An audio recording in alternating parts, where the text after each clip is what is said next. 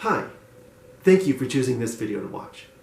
Behind me you can see 3 electronic devices that I made myself to create music with.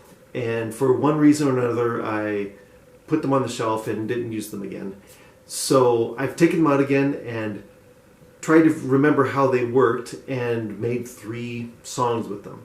So before I play those 3 songs, I'll zoom in on each creation and just give an overview about what it is I think they do. I still haven't quite remembered.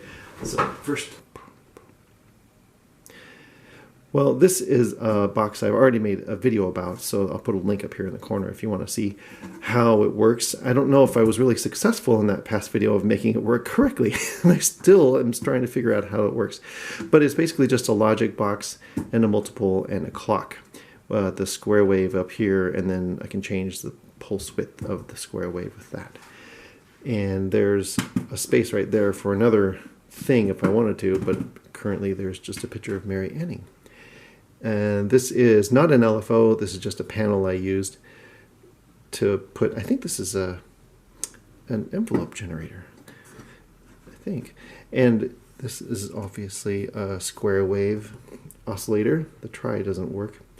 And another oscillator here. And that's the power.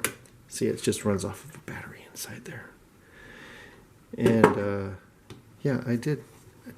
This was one of my first attempts at anodizing and dyeing aluminum. This was a more successful one. Isn't that pretty? These are pretty boxes. Goodness gracious. And this one is nice oak plywood and a polished aluminum panel with green LEDs.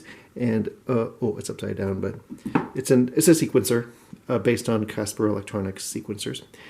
And it also operates on batteries. And this is how you make it go faster and slower. Go fast. Oh, this is taking the pulse from outside or using an internal pulse. So, oh yeah, that's one of the quirks, is that I need to turn that switch around because it's actually flipped. Anyway, let's I'll play you the 3 songs that I made from these creations.